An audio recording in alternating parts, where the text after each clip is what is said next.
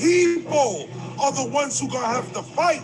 We used to say, which side are you on? Which side are you on? The truth is, we're in so much debt that the only way out is revolution or war. So now the question is, which side are you on? Which side are you on, boy? Which side are you on, my lord? Which side are you on, boy? Which side are you on, my lord? See, before I draw the line, let me welcome you close to all the folks who knew Obama sold the people a hoax. Gave the money to suckers while our community's still poor. Withdrew the troops but started another war. Colonizing, terrorizing, creating the oil crisis so they can make a killing on food and gas prices. Prisons is filling, they trying to lock up the future. Militarized borders and control of computers. Wanna stupid bumping music that ain't healthy for the shortest. Privatizing schools and policemen in the hallways. Can't be dormant, I woke and rise up. Be ready, brought the family with us, and we hold the machetes. Riding the fence, too many people be riding the fence. Yeah, you say you ready for war, but are you convinced? I'm not convinced. If you're a rider, freedom fighter, crowd excited, then let's do this. We can make one big united, middle finger to the US. Give me the bravest and the truest, fuck the hippest and the coolest. We gon' spark this revolution and cross this off our to-do list. Put your foot down if you look down on this criminal system. Put your book down and get shook down like my niggas in prison. Don't be condemning and condoning their actions in one sentence. Make up your mind, choose your side. Is you a patriot or a menace to society? So riot or sit by quietly. But don't pull out your flag and try to say you gon' ride with me. You flip-flopping like hip-hop, I don't get locked in that trick box. Get got like Big and Pop, shit's got to stop. I am the people, not the big. I repeat after Fred, so please blow my brains out if I ever forget. I'm with the independent thinkers. I'm down with the movers and the shakers and the ex-Henny drinkers, the non-smokers, the health advocates, the non-voters, the young bloods in the hood training like soldiers. I'm on the side of the tracks with the hood gardens, the little child that no color inside the margins. I don't ride the fence, I cultivate my strength, cause if it ain't about power, it don't make sense. I've been down with Boogie Down since BDP and Brown Pride, and Black Power make RPG. An OG told me choose battles wisely. In the struggle, don't forget your children and your wife. If you don't see me on the podium preaching it, every day I hope my every action is teaching it. Cause revolution is a process, it's not a speech or a panel. Don't bite off more than you can handle.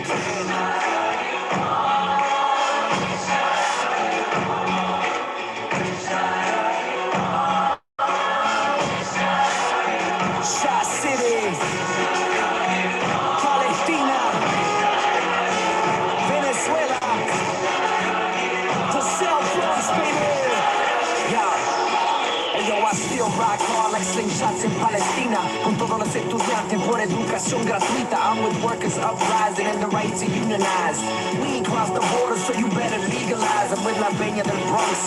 I'm still with Victor Toro, cause gentrification is polluting my borough. So bro, never. South Bronx forever. Decolonize the block, make your neighborhood better. I ain't down with the rich, I'm more Richie Perez. Don't talk to grand juries or cooperate with feds. I'm with students, doctors, janitors, teachers. We need living wages, but they don't believe us. Monida, Barretto, Spofford, Hunts Point, My Point, Highland, I Love, rejoin forces, forming our deck, BX. Taking over buildings, rebel TIs for the children. Politics to sickness, streets express symptoms. Caught up with a quickness, big business pimps them. Scholars play the simpleton, fools play with wisdom. Who will stand and fight back? Who will play the victim? Trials and tribulations, ancient generations. Stolen history and outsourced innovation. Babbled how it fell, tribes are at war. The battle story's not represented in the score. The game's fixed, most of the faces and names switched. Credit stolen for all science, religion, language, technology, philosophy, and what strange is. Invading hatred for the knowledge of the ancients. Power in words, actions, gun swords. Aim hammers, brown berets, young lords. Pick a side, one sickness, one cure, one love, one blood, one world, but one war.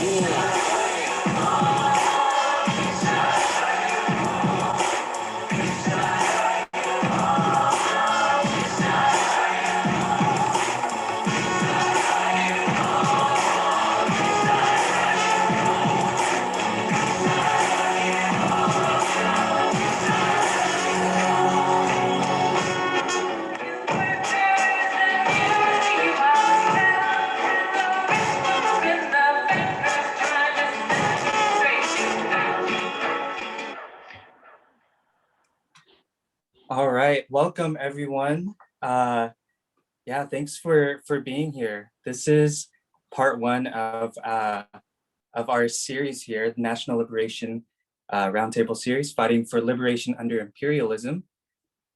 This event is hosted by ILPS, the International League of People's Struggle.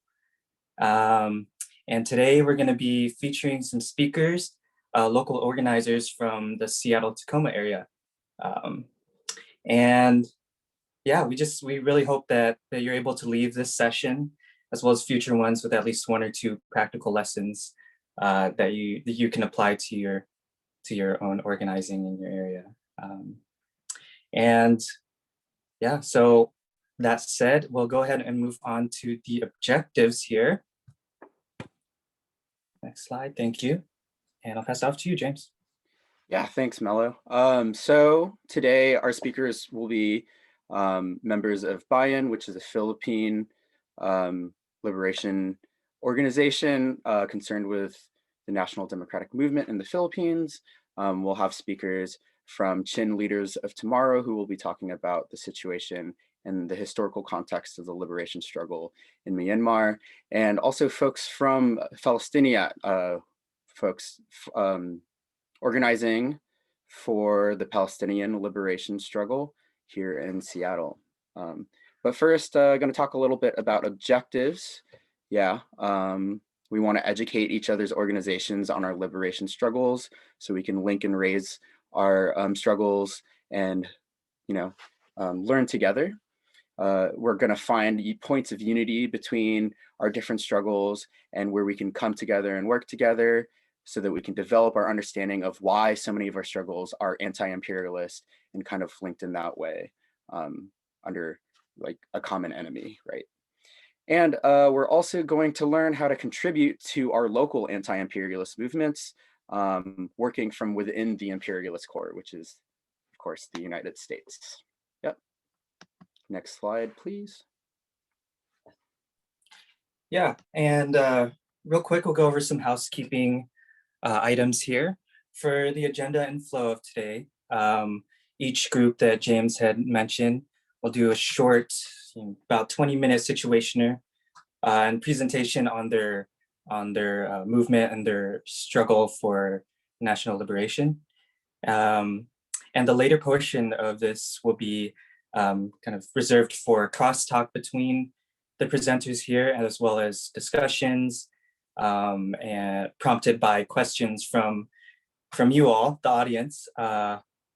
Yeah, and as far as the structure of that goes, yeah, just throughout this presentation, if there's any question that you'd like to parking lot for that portion, just throw it in the chat. We do have a chat moderator and a question compiler that'll put all of them on a list for your MCs, James and I, to bring up later. And last item here, this is, as I said, part one. It's a multi-part series. After this, we will have a second and third. So yeah, if you enjoy this kind of educational event, please do return for future sessions. Next slide. Cool. So just a quick introduction. I'm James. I am an organizer with Anak Bayan Seattle. I've been with them since November of 2019, though I was kind of floating around those spaces a little bit beforehand.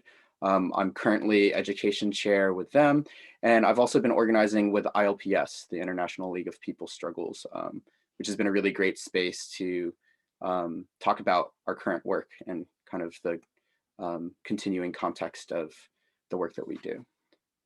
Yeah, I use they, them pronouns, by the way, also. Thank you. And my name's Carmelo Ibanez. I use they, he pronouns, although I prefer they, them if you are inclined. And I've been active in Anak Bayan University of Washington for a year and a half now. And as of this year on the Secretariat of ILPS. And yeah, I think that's all I have to say to introduce myself. Next slide. So before we get to the presentations, a little bit more context. What is ILPS, the International League of People's Struggle? The kind of like elevator speech is that it's a global alliance of over 40 countries, consisting of 350 organizations, uniting against the most narrowest enemy, that is US imperialism, to coordinate and build the anti-imperialist struggles around the world.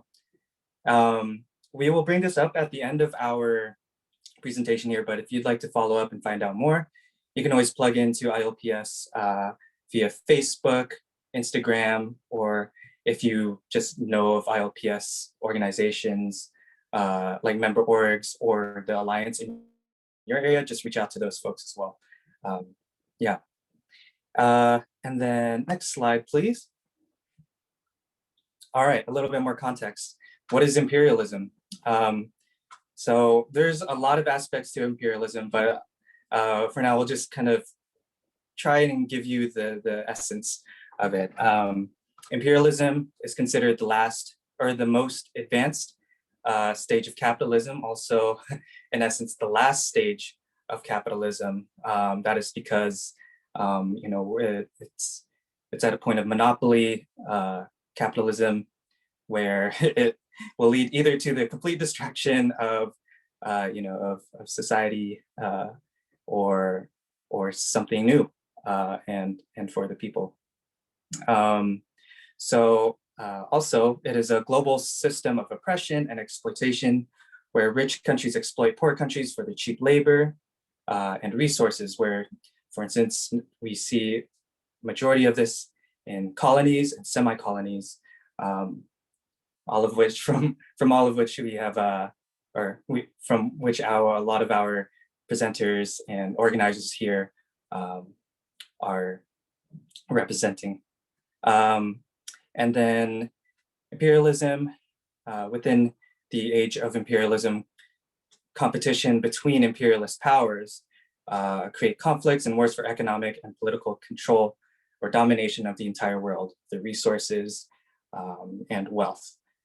So for instance, World War I, World War II, and so many of these major wars and also proxy wars are results of imperialism.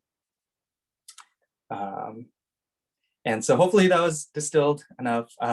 Imperialism is a very complex and detailed thing, but next slide. I'll pass it off to you, James. All right, thanks. So one more big definition for y'all. Again, the subject or the theme of today's event is national liberation. So we went ahead and defined it for you. It is the revolutionary struggle to take the economic, political, and social control of a country out of the hands of a foreign power and establish the sovereignty of its people.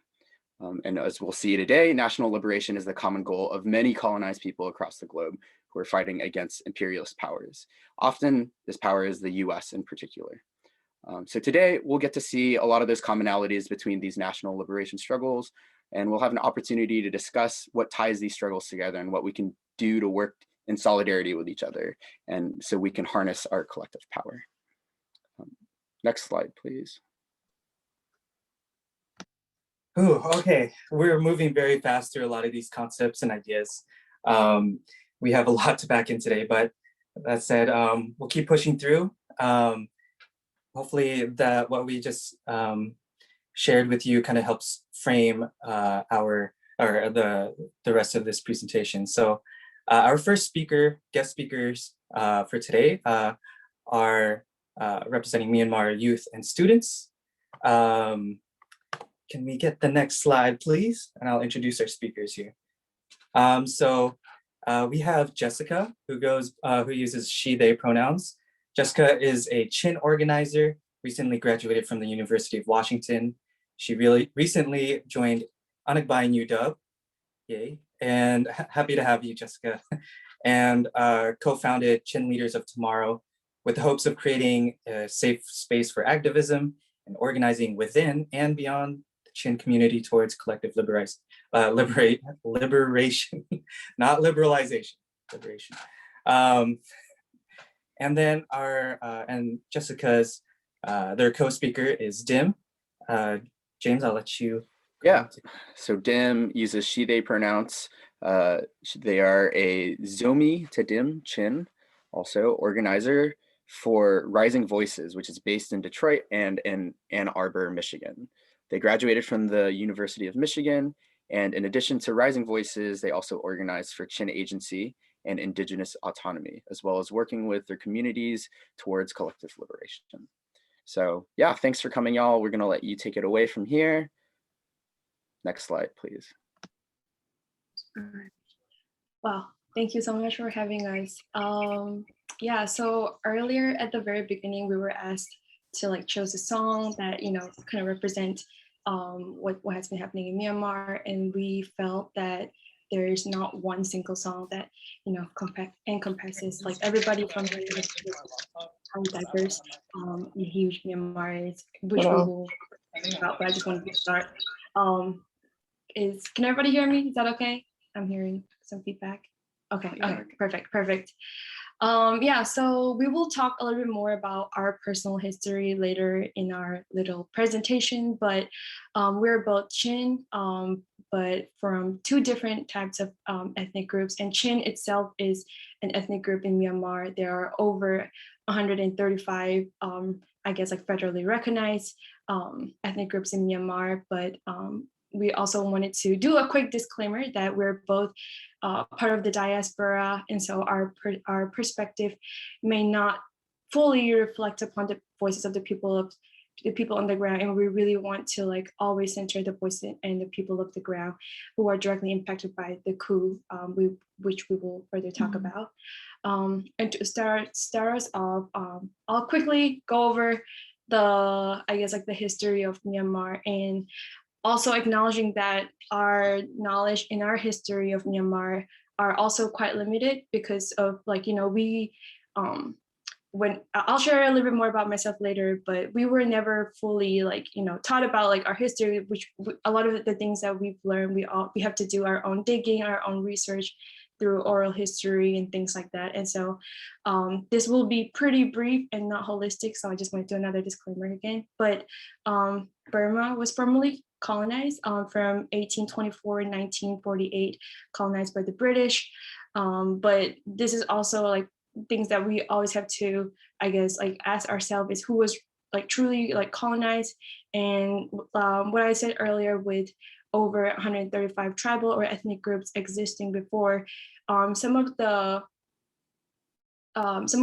ethnic groups were independent nations that weren't a part of what was then known as Burma. And so I think it's important to recognize that as we're going to be talking about ethnic self-determination, autonomy, and things like that later. But as of right now, I guess like the 8 ethnic nationalities consist of Kachin, Karenni used to be known as Kaya, Karen used to be known as Kayin, and Chin, which are both part of, and even in Chin, there are so many tribal groups, ethnic groups within under the umbrella term of Chin, and also the Burma, Burma is like the majority of the dominant ethnic group of Myanmar, and then we have we have Moon, we have Shan, and we have Rakhine, and I'm sure most of y'all probably are familiar with the Rohingya genocides, and their Rohingya are part of the Rakhine state, and so these are 8 major ethnic groups in Myanmar. But again, there are so many. Like Myanmar is just so diverse, and so always have to keep in mind and do more research on our own to further understand our the fights that these ethnic groups have fought for so long. And so do you want to go? Oh, okay. I'm talking a lot. No. Yeah. My name is Dim. I use she, they pronouns, and I'm based out of Ann Arbor, Michigan for Rising Voices, which our office is in Detroit, Michigan, and Jess is actually visiting me here for this week. So this is actually the first time we've ever met in person. Was last week. Just like a note on that. And then continuing the history, just like Jess said, Burma is very, very unique. Burma the country's name itself only like kind of references one ethnic group, and we are hesitant to call it a majority because so many of the other minority groups, quote unquote, like the Mon and the Shan, have had their cultures erased from them systemically by the Bama people. So when in 1948, there was a parliamentary democracy with the unification of Burma under Aung San, who is Daw Aung San Suu Kyi's father. I'm sure maybe some folks are familiar with Aung San Suu Kyi. So her father, in some circles, is seen as the kind of the liberator and the unifier of Burma as we know it today. But we also just want to note that not everyone wanted this unification of this nation state to happen, and that a lot of people who now only identify as Bama only do so because they're only able to identify with that dominant Bama culture. Yeah. And then we will be talking about the coup too, but we want to acknowledge the many coups that have happened in Myanmar before, including 1962 when the dictator Ne Win took over, and up until the 1988, or also known as 88 uprising, where we student protester, or the people of Myanmar resist. And that was when also the, I guess, infamous Daw Aung San Suu Kyi also rose into fame. And so we wanted to also quickly just mention and not normalize, but recognize that this is not the first time. The coup that happened, the recent coup that happened in February is not like new. Yeah. And then kind of along with that, there have been many kind of pseudo coups that have happened even into the 2000s, from like 2007, 2008. There were protests led by monk groups, and there were protests for stopping dams that were being created in the ethnic states from the army and the civilian government as well. And something that we have witnessed in the 2000s up until 2021 now is an increase in internal conflicts among and against ethnic groups, either from the military or among each other. So in the early to like mid 2010s, there was a rise in international attention to the Rohingya genocide.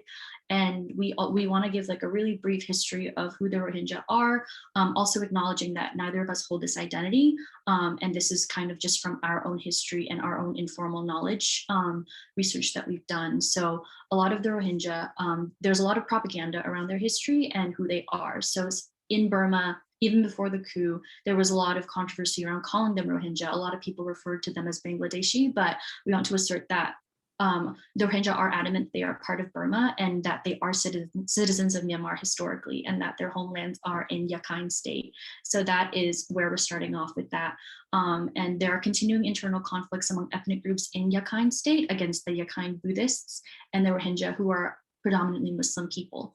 And the biggest humanitarian crisis in Burma does come from the Rohingya displacement and the ethnic cleansing that is happening to them. So they have been fleeing to Bangladesh and in India specifically, and there are huge refugee camps in those two countries.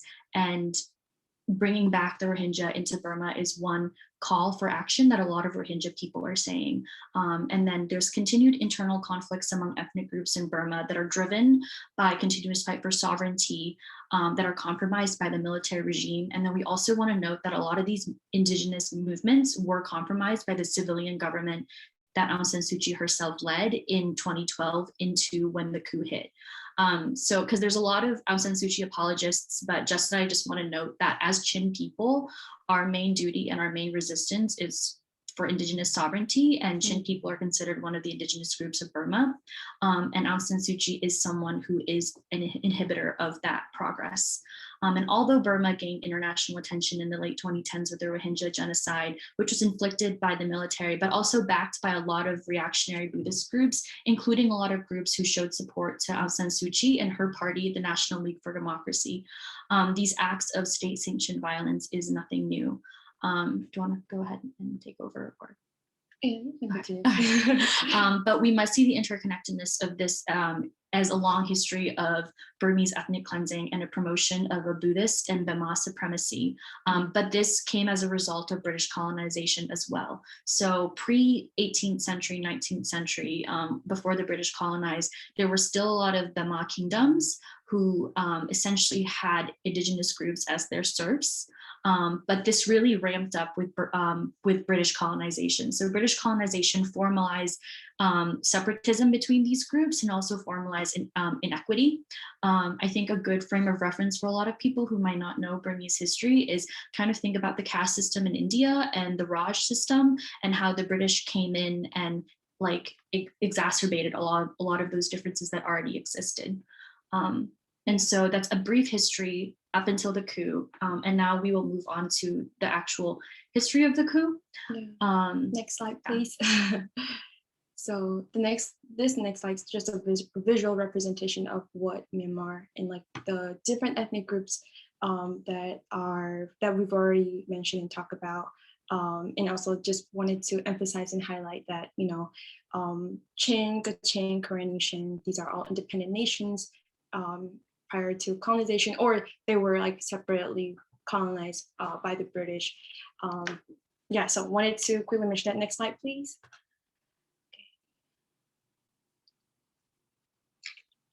Yeah, and I'll quickly go over this because this is the history that most people are familiar with, and we also want to give a brief time to go over our own personal histories. So what happened kind of very from the beginning is February the 1st, 2021, which would have been January 31st in the US. The military led by General Min Aung Hlaing, he staged a coup usurping the National League for Democracy and Aung San Suu Kyi. So they detained all of the winners of the previous election, which happened in November 2020. So it's been about more than 140 days since that coup, but kind of the tactics that they've employed, the military called the Tamado, and these are tactics that they've employed for decades. So this didn't start with the coup, is unwarranted arrests, shutting off the internet, torture, kidnapping, and much, much more. Many movements have come out of this coup and come together because of the coup, mainly the civil disobedience movement. So you may have seen posters and photos of people holding like the 3-finger sign. So that is part of the civil disobedience movement, which was launched February the 2nd, 2021. So they do everything from labor strikes to military boycotts. They are the main people on the ground that are leading these resistance movements. And then as of Monday, June 21st, it's been about 142 days since the coup. The number of people arrested, charged, or sentenced is 6,231, and the number of people killed have been 873. But these are only the documented killings and arrests. A lot of the things happening on the ground in Burma are decentralized. So there's a lot of militia groups, a lot of guerrilla warfare happening against the military that isn't documented, that we don't have access to because we don't have communication that's constant. But something that we also want to note is that a lot of these groups feel that they are unable to trust the CRPH and the NUG. Do you want to explain the CRPH and then I'll explain the NUG? Yeah, well, the CRPH, it's quite long. I actually don't know how. Yeah, like, committee of representing. I don't know how to say the Burmese word. But they're basically part of. It's supposed to be an alternate government of the NLD, or just like the Myanmar government in general. I think it's pretty similar to the NUG. The NUG appointed, or the CRPH appointed the NUG. Yeah, and the NUG is the National Unity Government. So this is an alternative government that a lot of people who came out of the National League for Democracy, which is Aung San Suu Kyi's party, have formed. And there have been some efforts to incorporate more ethnic people into these groups, into these governments. But a lot of the groups on the ground, especially Chin, Kachin, Karen, Rohingya groups, feel that we are still unable to trust the CRPH and the NUG because they are still very Bema dominant, and they haven't shown that they are able to materially help people on the ground. Yeah, because like for so long, or even like going back to 1948 when Aung San basically unified all different ethnic groups, was with the promise of federal democracy, right? And so the fight for federal democracy have been, it's it's very, I guess, Has not been personally, met, yeah, has not been met for, yeah. And then personally for me, it's like very like suspicious in a way, Yeah. almost. And so there's like a lot of like questioning around, like, you know, like, can we really achieve federal democracy? I don't think that question has been answered yet. And so that is something that, you know, we continue have to reflect and like ask around, especially now, you know, there has been an increase in refugees, also like internally displaced people, especially around the border of Myanmar and Thailand, especially the Korean ethnic groups and the Rohingya, as we have talked about. And so we also want to like connect this with, you know, I guess your Western imperialism or Western capitalism, in which a lot of like surveillance, military tactics tactics that have been used against like the population of Myanmar are provided by is the Israeli, European, American companies such as like Chevron, Zara, H&M, Primark, Marks and Spencer, even, you know, Adidas. Yeah. And this is, yeah, sorry. Yeah, and going through Burmese history in 20 minutes is basically impossible. So we want to acknowledge that this is only a start. But kind of connecting this globally, and then maybe like 1 minute each, we can give like a brief history of our, you know, status, immigrant status, things like that. But the reason why the issue in Burma is connected to every issue around the world is that the Israeli government is actually one of the biggest funders of the Burmese military. So though Burma has never been explicitly colonized by the US, it was partially the Obama administration, and specifically Hillary Clinton and their diplomatic efforts, quote unquote, that led to the democracy, which a lot of these are just in quotes. And we say this because they never centered ethnic sovereignty, neither of their Obama's administration. They essentially thought that Burma would be kind of a democratic win for them. So once that transition to democracy happened, this essentially meant that all sanctions were lifted, especially the targeted ones towards the military that were actually preventing the military from most of these atrocities. And we also want to note that a lot of this work is connected to the international labor movement, because it was actually the labor workers who went on strike first, from garment workers who had been oppressed for decades, far longer than this coup, far longer than people in Burma have even known, who actually came out onto the street first and then led the CDM movement. And the nurses and doctors came on strike as well, because as we all know, a pandemic is still raging in Burma, and there's essentially no access to medical care, no access to vaccines. And we really want to connect this movement in those ways, and really note that as of May, over 121,000 people have been internally displaced, and they're able to do these tactics because of Western interference and Western technologies. And as calls for freedom are made, it's important to critique how the need for profit under capitalism makes these nations complicit in global violence. From Israel selling arms to the Thammadol, we also must examine the role that the US is complicit in, because though the Biden administration has released statement upon statement upon statements, they still have not imposed targeted sanctions that would actually delegitimize the military. So unless they do that, we are still operating under American imperialism.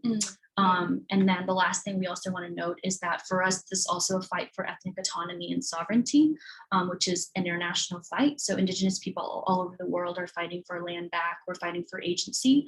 And one of the ways that this fight comes to Burma is the fight for Chin sovereignty and federal democracy, where the people in our state actually have agency over what happens in our state, and we aren't controlled by a Burma dominant government any longer.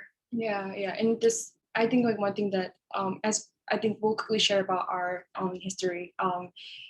So my family and I resettled in the US up in late 2011, but prior to that we were in Malaysia as refugees for about like 4 years. And in Malaysia there are a lot of like refugees also residing there, but I think even as like we resettled in the US, or like, you know, I guess like developed countries, whether it's like US, Australia, or other places. But I think that we always have to keep in mind of how like the Burmanizations of like, you know, how a lot of even our Chin people, I feel like not everybody, even in the Chin community, this might be too, I might be exaggerating a lot, but I don't know. Not everybody is agreeing to like even fight for ethnic sovereignty, which is like also really sad because like, you know, oh yeah, we're okay with just being a part of like Myanmar, being part of Burma, because that has been normalized for decades. Do you want to anything about Zomi? Yeah, I know. I see that we're extending it to 9 or 6:40 in Pacific time. So I wanted to give the space for Jess and I, and honestly, mainly you, to share your own personal story if you want to. I can do mine really quick because I honestly think it's pretty cut and dry, my immigrant story. But so I am Terim, which is also called Zomi. And that's a different Chin ethnic group from what Jess is, and our languages actually aren't mutually intelligible, which kind of points at the diversity in Burma itself. So my family, I was born in Mandalay, and then I grew up in Yangon, which is the former capital city, to 2 Chin parents who got university degrees in Burma, which is really unusual for Chin people. And then we immigrated to the US in 2005 through the diversity visa lottery system. But because the US didn't recognize my parents' degrees, I grew up in a working poor to working class family.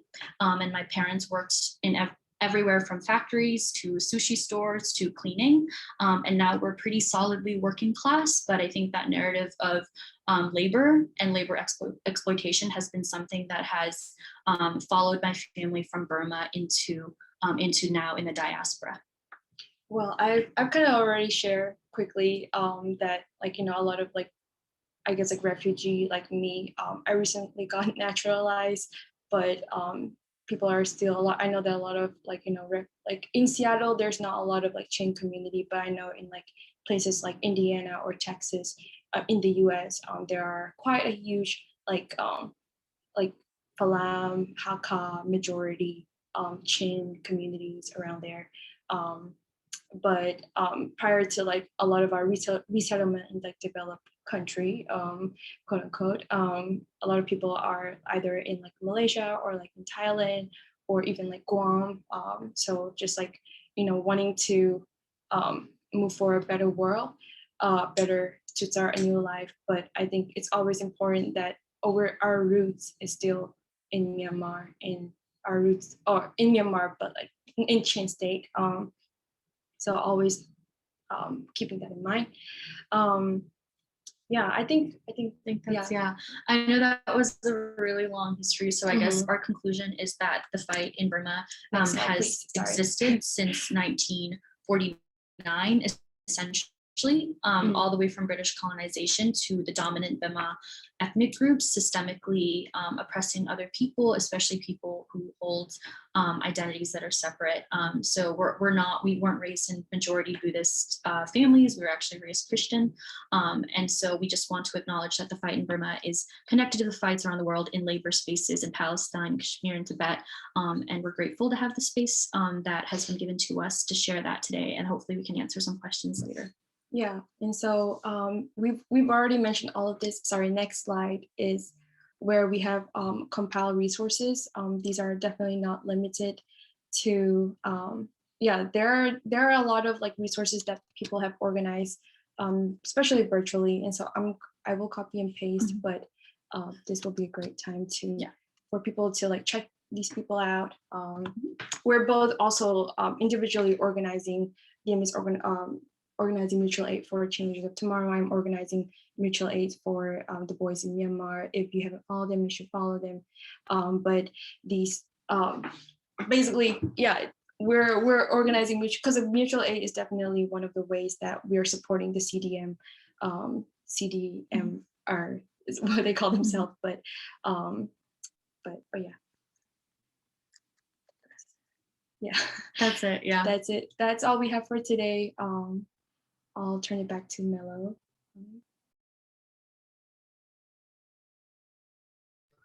Okay, yeah. Thank you, Jessica and Dim.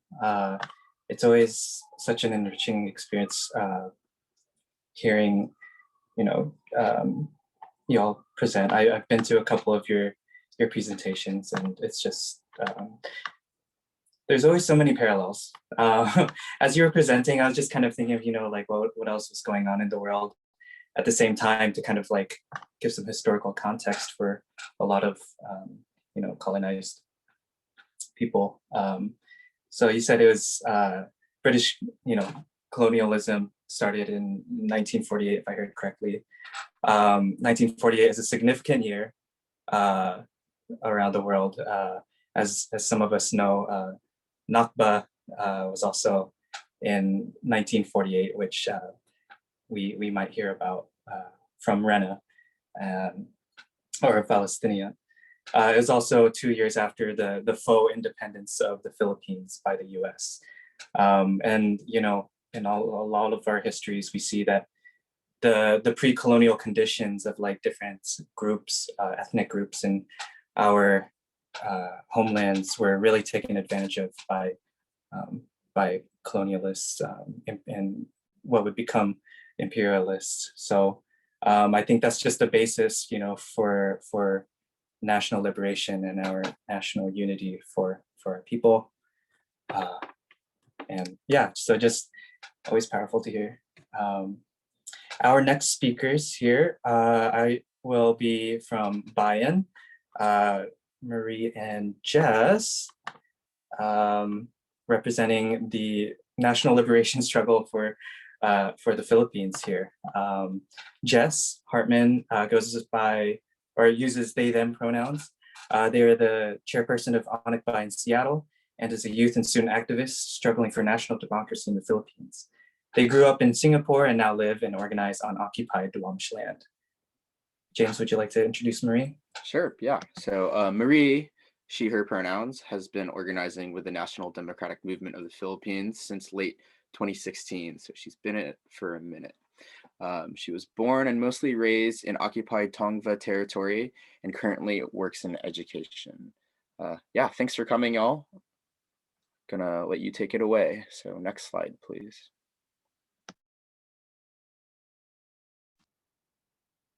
Hi there, thanks. I don't know if I'm actually spotlighted, and then also I might just keep my video off because my internet is kind of slowing down.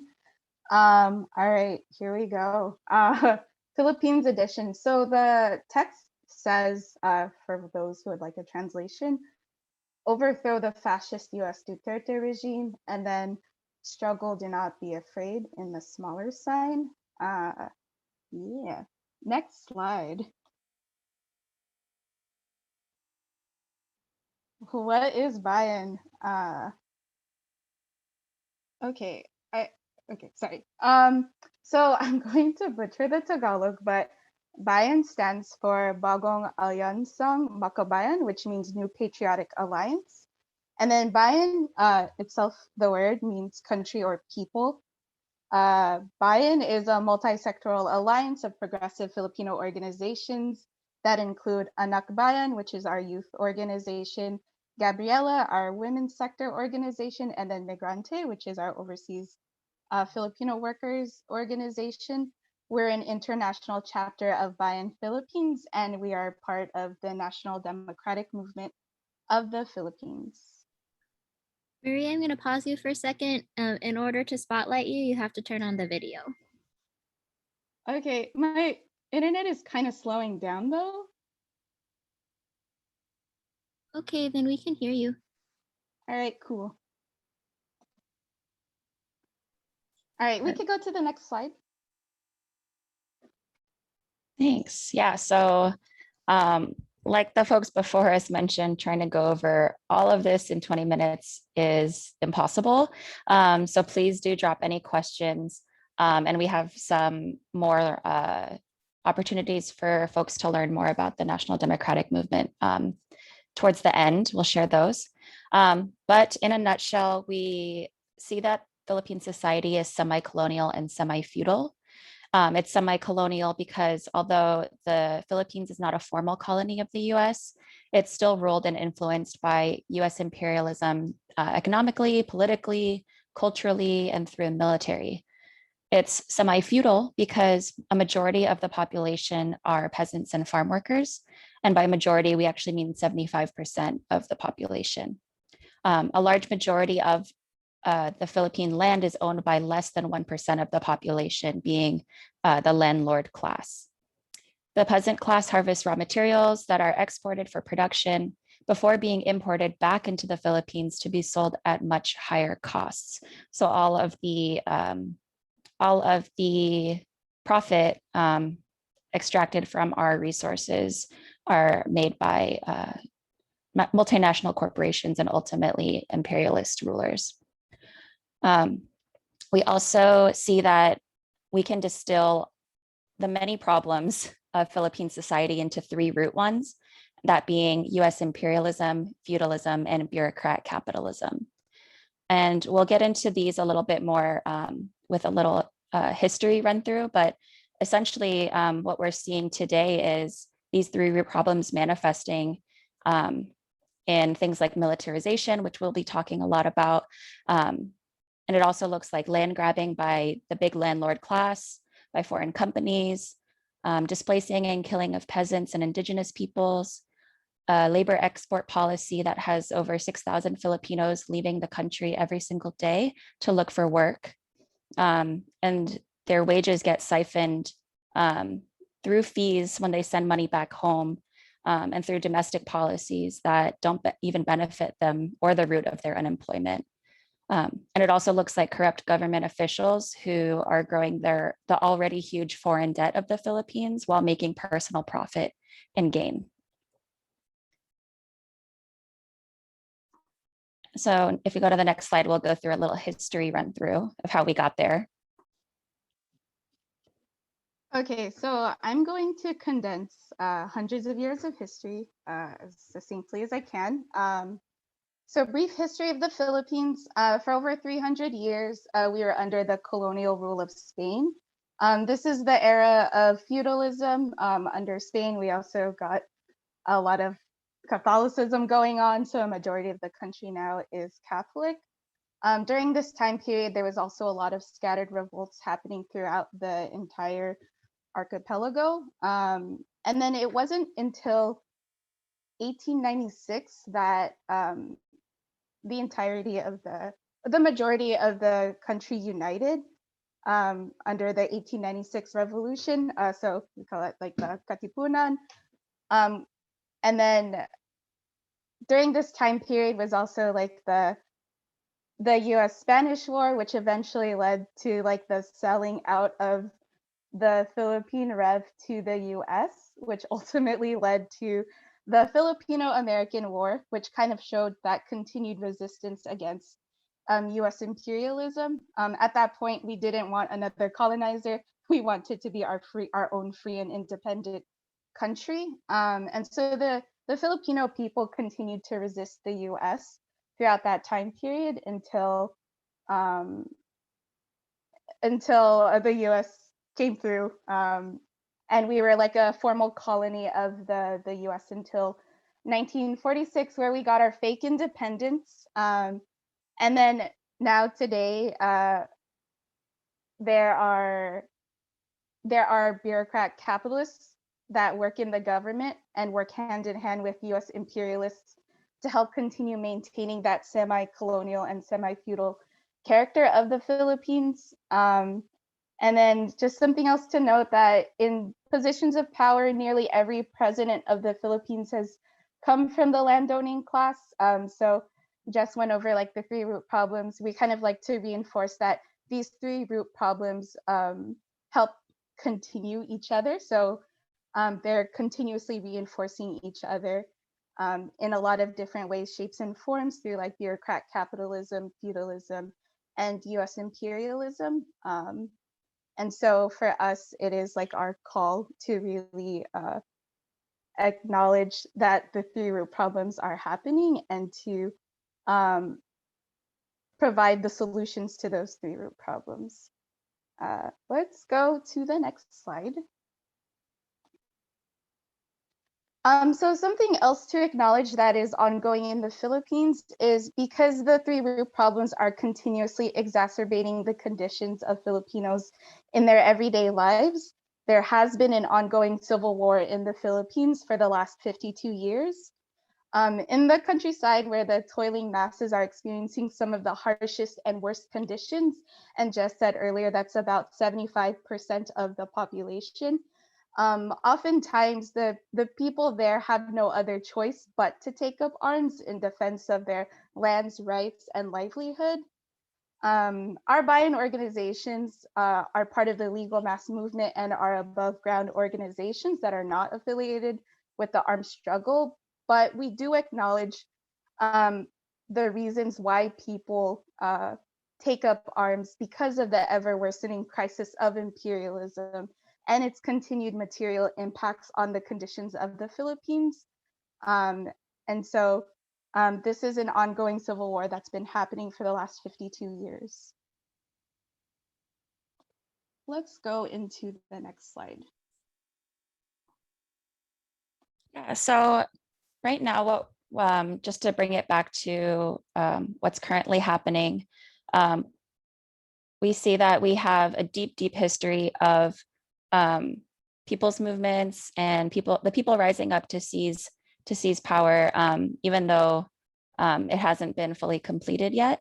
And right now, with the growing people's resistance and the fight to eliminate these root problems, we're seeing the government pour more and more and more funds into counterinsurgency programs. And right now, with Duterte, since taking office, he's killed over 30,000 people. The number is still not, we still don't know the actual number, but he's killed thousands and thousands of people through his war on drugs, which is code for a war on the poor, and heightened suppression and attacks on the people, and really anyone who speaks out against the current government and who speaks for human rights and better material conditions for the people. And so in 2020, during the height of the COVID pandemic, the US Duterte regime passed what's called the anti-terror law. And this law made the definition of terrorism extremely vague, more than it was before, and very broad. And it also removed accountability measures that prevented unfounded charges or misconduct that are supposed to prevent unfounded charges or misconduct by police and military. And this law also created the NTF-LCAC, which is essentially an anti-terrorism council of government officials who designate who is a suspect, and they allow police and military to arrest anyone without warrants. They can detain people for up to 24 days without any formal charges as well. And so despite the worsening economic crisis and the failed militaristic response to the pandemic, we also see that all departments, so the Department of National Defense, the Armed Forces of the Philippines, which is the military, and the Philippine National Police, all got increases in their budget, while essential services such as basic education curriculum, school food programs, improving healthcare facilities, all of those received cuts. And right now, this year for 2021, this Anti-Terrorism Council, the NTF-LCAC, their budget is around 19 billion pesos or 393 million US dollars. Yeah, and so what we're seeing is that this government response, or really lack of a response to the people's needs, have only grown our mass movement towards ousting Duterte and to end his regime by any means. And it's not just in these numbers that we're seeing the reasons why we need to oust Duterte and their the regime's criminal neglect of the people's needs during a global pandemic. We're also seeing intensifying coordinated killings by the military and the police, and one that's very recent that Maria is going to share about in the next slide.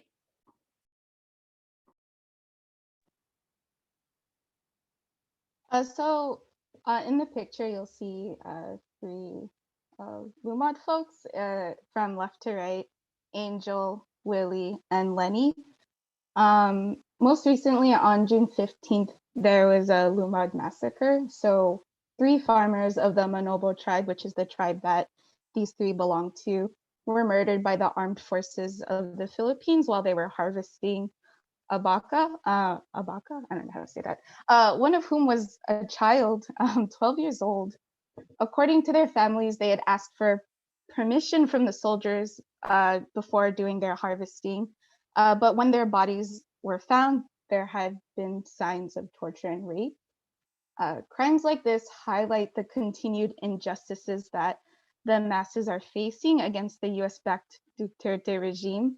And, you know, throughout all of the previous US-backed presidents, In addition to the Lumad killings, we're also seeing a lot of like murders and arrests of activists. That includes youth and students, trade unionists, peasants, people who've been continuously targeted by Duterte. And also just to highlight that the continued killings of peasants and indigenous peoples also reveals the issue of land as one of the biggest contradictions in Philippine society today. Just continuously emphasizing that 75% of the population are peasants and farm workers who are working under the big landlord class of about 12-ish families. Indigenous peoples have historically been targeted by the government of the Philippines and the US-backed imperialists or the US imperialists because often these ancestral domains are incredibly resource rich, and these large corporations are really seeking to mine these lands for their resources, and then to continue exacerbating that environmental degradation that is also happening. So they're primarily seeking a profit at the expense of people, lives, and land. Let's go to the next slide. So most recently, this online Filipino news source, Rappler, came out with an article that had mentioned that the US continues to assert its support of the armed forces of the Philippines. They even provided $3.8 million worth of weapons and equipment to the Republic, the government Republic of the Philippines, this past Monday. And then also, again, like unequal agreements happening across the US and the Philippines, like the Visiting Forces Agreement and the Enhanced Defense Cooperation Act that allow for the US military to use the Philippines as a training ground. Other things it does is also allows the US to use the Filipino facilities rent-free and allows them to station nuclear, chemical, and weapons in the Philippines, and also bars the Philippine authorities from knowing certain US activities within these facilities. It's kind of wild because how many other countries do you know have that type of jurisdiction within other countries? I assume very few. And then this is more anecdotal, but talking to folks who are also on this call today, probably who've done exposure trips where they go to the Philippines, have talked about their experiences of talking with indigenous people who talk about like drones flying overhead, and then even thinking about the connection of like the weapons, the military weapons that the AFP is using is being used to commit massacres like the one that I just talked about previously. So it's like millions of dollars getting poured into supporting this reactionary regime.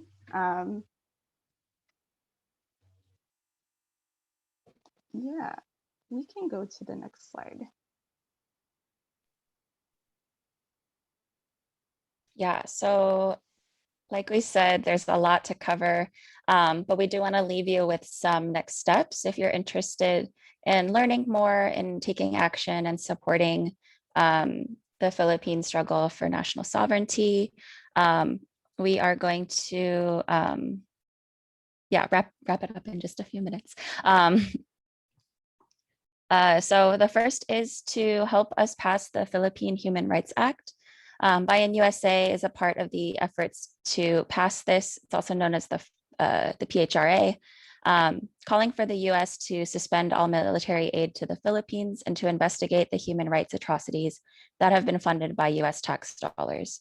And just to note that while we know that legislative reforms will not be the solution to our national liberation struggles, we do see that the PHRA is a really important tool for us to build broad support for stopping these killings and human rights violations as folks in the belly of the beast. So there's a link on the slide, humanrightsph.org, with a bunch of information to learn how to support. And next slide, please. Next, Anak Bayan Seattle is actually going to be hosting a weekend educational series in July. We are going to be studying Philippine society and revolution. We've given you like a little some little tidbits from this study in our talk today.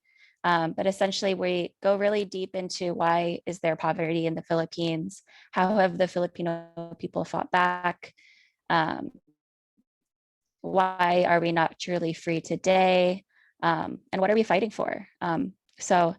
Yes, please sign up if you want to join us. It is going to be in person in the volunteer park area. We will have masks on.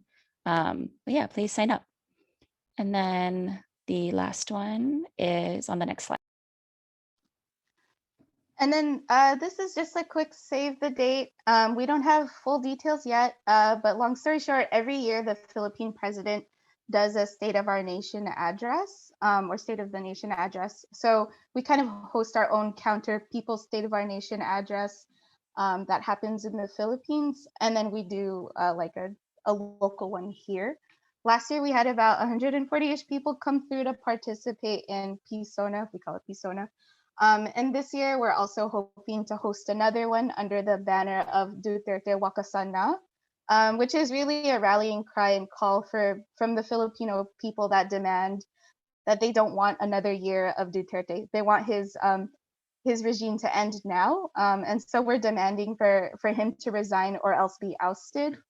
If folks are interested in participating, contact your local National Democratic Organization.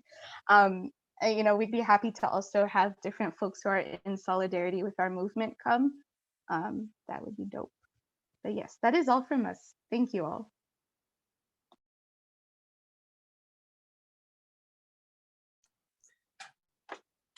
Okay. Thank you, Jess and Marie, for providing us with your always sharp presentation and analysis on the situation of our homeland. And yeah, just hope you can, if you'd like at the end, you can prop some of the calls to action. We'll have another slot at the end. But yeah, as you know, as we heard, something that I always appreciated or found a lot of value in buy-in is having a concrete analysis of the conditions. In the beginning of the presentation, they talked about the 3 root issues. So when we can identify those things and have that analysis, we can then form concrete solutions to them. And so that's just something, that that I hope is very useful to other movements. And as we see again and again, like with other peoples, the network of imperialist domination and trade, weapons and trade for access to resources and labor. It's something that's been happening for a long time. And like they also said, I think it gives legitimacy both to the legal and the armed struggles of liberation, because we see that as governments kind of use violent means to oppress and exploit, the people's resistance has always grown in response to it. Like they said, 50 plus years of civil war, of resistance to imperialism. A lot of people you might have heard to say oh, why don't they just give up? But to me, I mean, that's the real resilience. A lot of people say oh, Filipinos are just so resilient. I think, that this is the real resilience. Anyways, and we see land as an issue across all of our struggles. So just want to kind of highlight those points. And I will now transition to, I'll hand it off to Rena, Palestinian.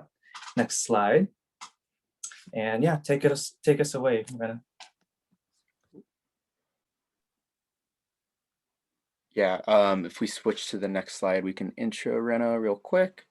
But well said, Carmelo. It's always powerful to hear all that stuff distilled in such a sharp way. But up next we have Rena from Palestiniyat, who uses she, her pronouns. She is a co-founder and core organizer of the organization. which is a Palestinian grassroots feminist collective. They're based in Seattle, and they organize at the intersection of anti-colonialism and gender justice. She continues to fight for the liberation of Palestine as a member of the diaspora through education and building awareness. A lot going on in Seattle recently for Palestiniat with the Block the Boat action that happened recently, and the slew of protests even before. So we're very excited to have you on to speak more about what is going on and some history as well. So take it away. Gonna take it to the next slide, please. Thank you, James, for that introduction. And I'm so happy to be here and just be in a community with all these wonderful comrades. And I'm just really stoked to be talking and listening about our interconnected struggles. So today, I'm going to be talking about Palestine and giving a brief historical timeline. And like all of our other comrades, I'm going to condense a lot of years of history into like a couple minutes. And then I'm going to talk about how Palestine is an anti-imperialist movement, and then what's happening in Palestine's current context within the diaspora and on the ground in the homeland. If you can go to the next slide. So to give a little bit of a brief overview of like Palestine's history, in 1880 is kind of like the late 1800s is kind of like when this all happened. So 1880s was when the Zionist movement started. So the Zionist ideology itself was founded by Theodor Herzl and then later developed into an even stronger ideology by Chaim Weizsäll. But Theodor Herzl is an Austro-Hungarian Jewish journalist and writer who is the father of modern political Zionism. And Zionism is this ideology that Judaism serves both as a nationality and a religion, and it's a movement that is rooted in the return of Jewish people to their homeland while reclaiming Jewish sovereignty. And in this case, their stated homeland is Palestine.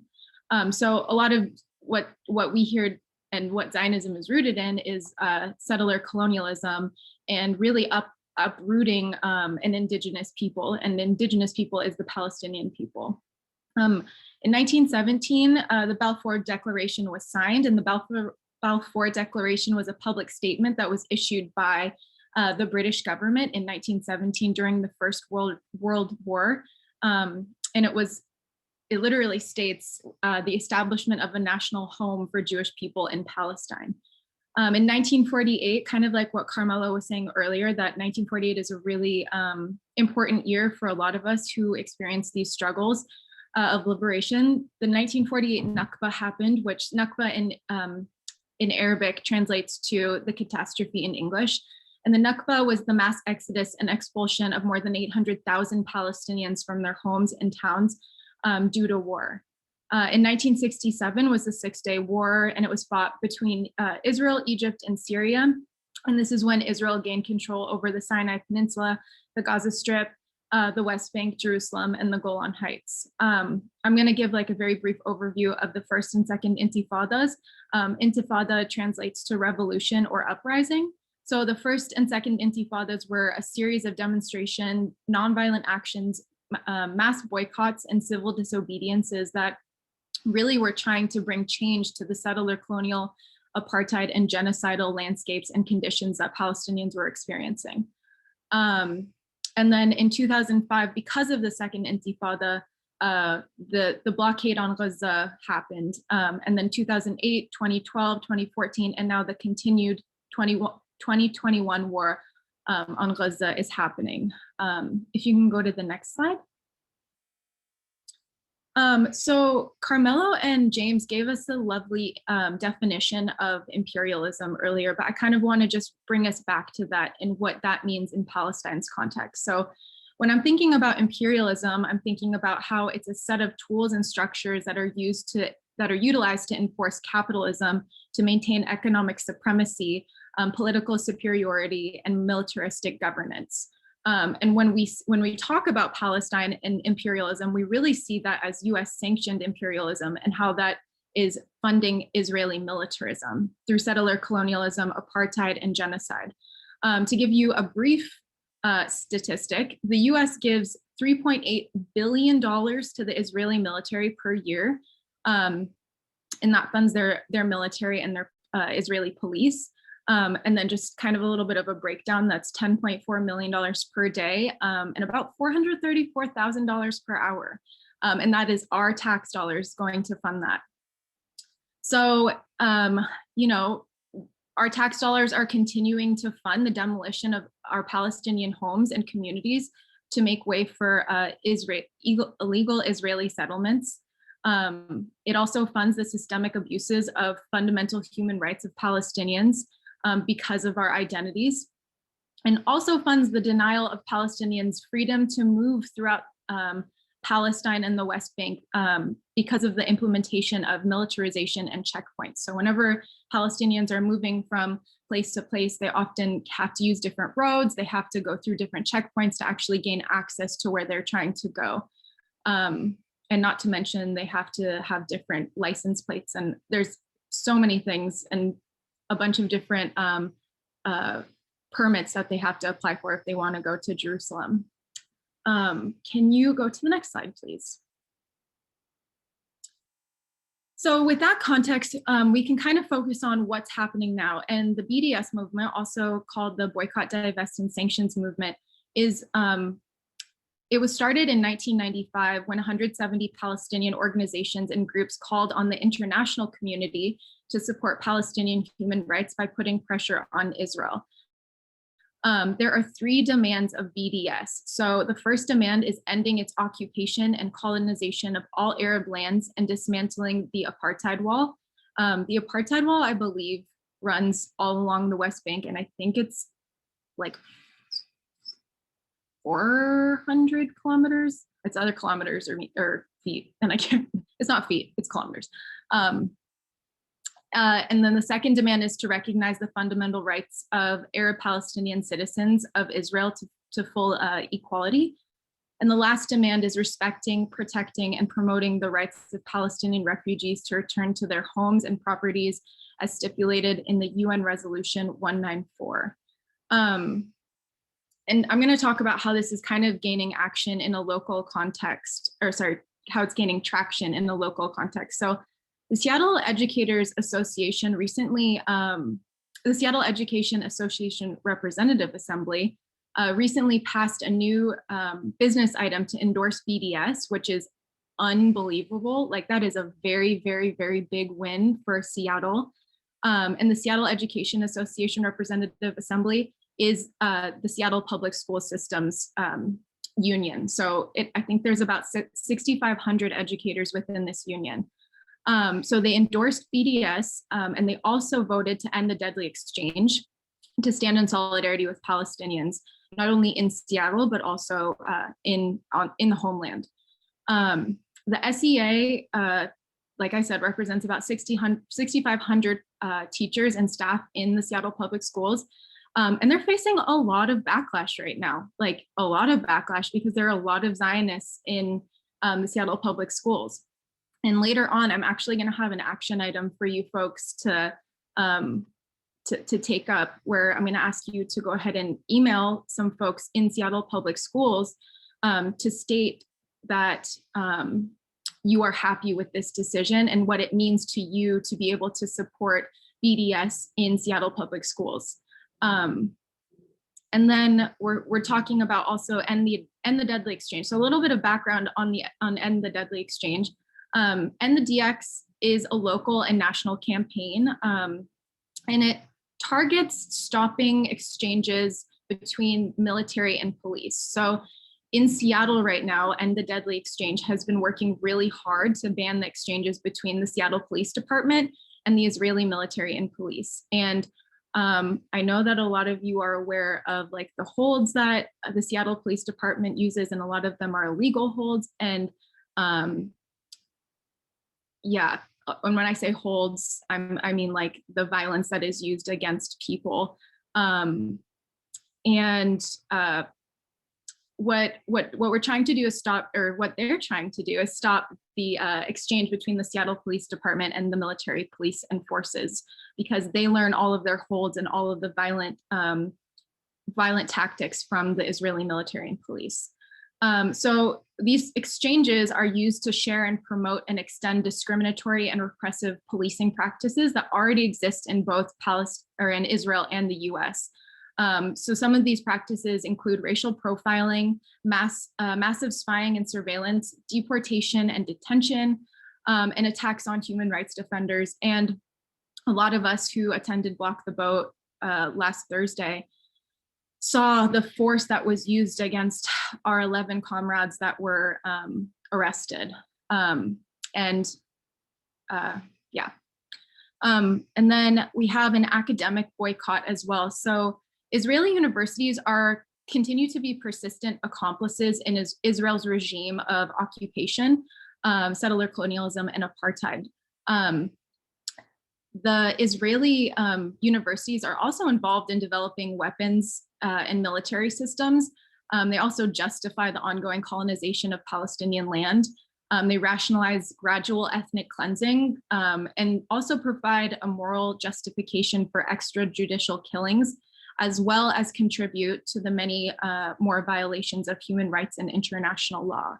And what this academic boycott is asking, and the main aim, is to end Israel's violation of international law. Palestinian civil society has called for an academic boycott because Israel is complicit in refusing to normalize, Israeli academic institutions continue to normalize oppression. And also we're calling for all of the institutions that associate with the Israeli academies to hold this academic boycott as well. If you can go to the next slide. And so a lot of our time right now in Seattle has been taken up by Block the Boat. Block the Boat is the call to action to block Zim, which is apartheid Israel's largest and oldest shipping company that ships all over the world. Zim deals and ships in Israeli manufactured military technology and arms, as well as consumer goods worldwide. So Block the Boat was happening in the Bay Area, Vancouver, New York, New Jersey, and here in our hometown of Seattle, we actually successfully blocked Zim for about 11 days.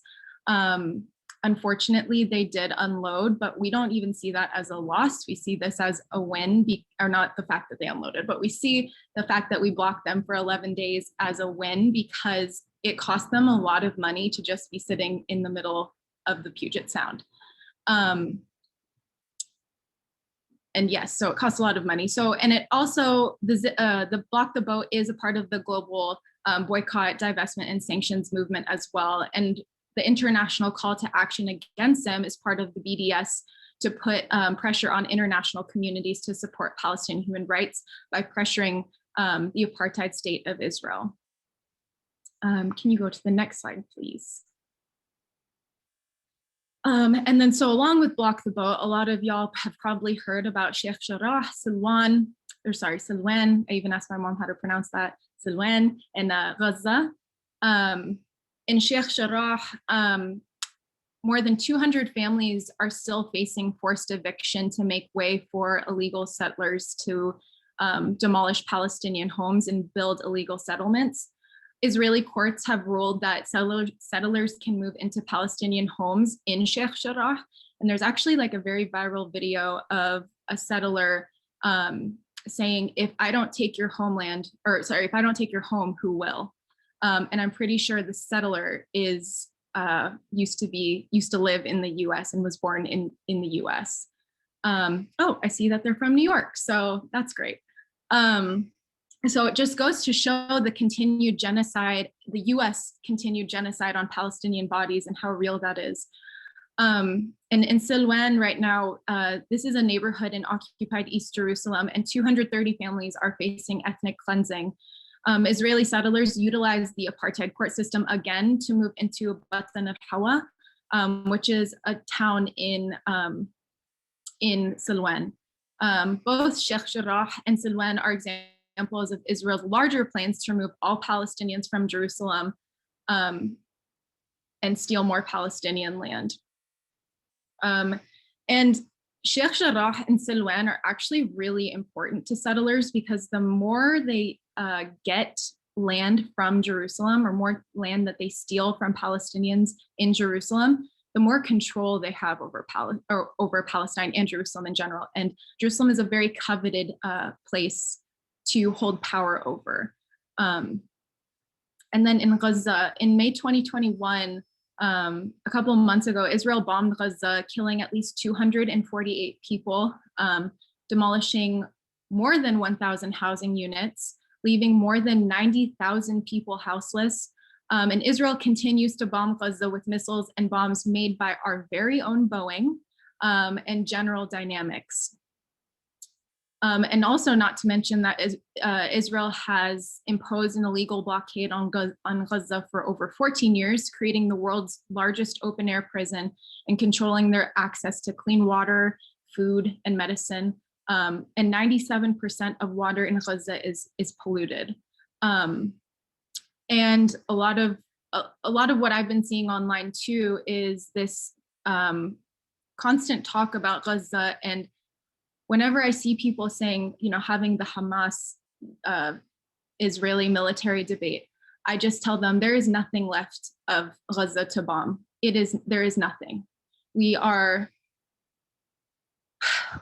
struggling for liberation, and that we don't have anything left in Gaza. So it just baffles me that Israel continues military strikes and airstrikes on people that truly have nothing.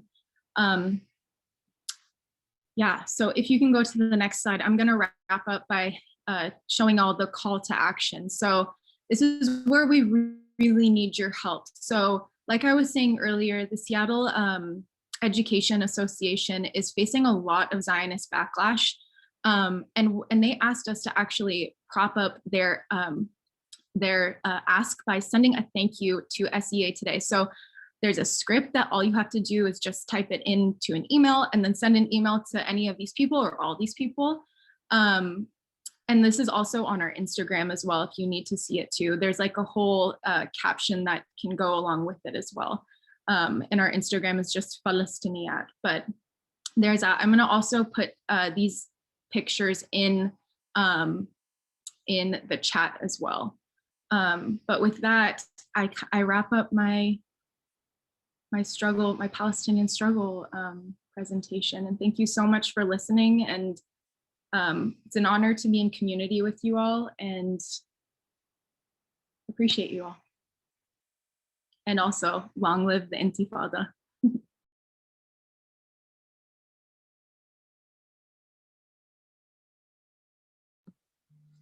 Thank you so much, Rana. I'm very happy to have you here talking about the very acute situation that's happening right now. I'm hoping that all of us can appreciate some of the pretty grim overlap between these struggles. Yeah, so thank you for that. Next slide, please. This brings us to our, well, we edited this, but I guess it didn't update, but we're taking a 5-minute break. So get up, stretch, have a drink, go to the bathroom, whatever you need to do to take care of yourself, please. But we do really want to encourage folks to stay on the call, because this is a very special kind of space that we've created with the intention of dialogue. So it's really important that we can figure out how we can help fight together and harness that collective power. So that's what we'll be talking about after this 5-minute break. So yeah.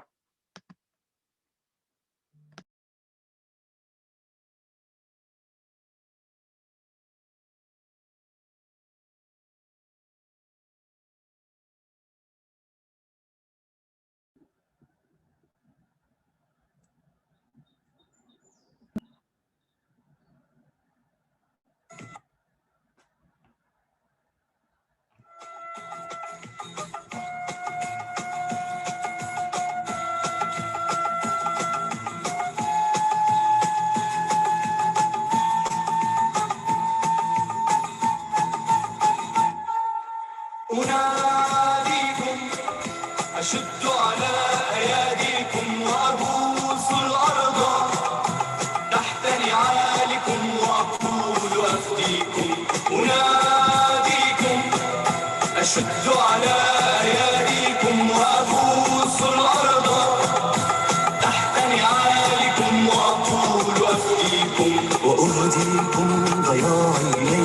دفء القلب أعطيكم وأهديكم ضياع عيني ودفء القلب أعطيكم فمأساتي التي أحيا نصيبي من مآسيكم وأهديكم ضياع عيني ودفء القلب أعطيكم فمأساتي التي أحيا نصيبي من مآسيكم أناديكم أشد على أياديكم وأبوس الأرض تحت نعالكم وأقول أفديكم أناديكم أشد على أياديكم وأبوس الأرض تحت نعالكم وأقول أفديكم أنا ما هنت في وطني ولا صغرت أكتافي أنا ما هنت في وطني ولا صغرت أكتافي وقفت بوجه ظلامي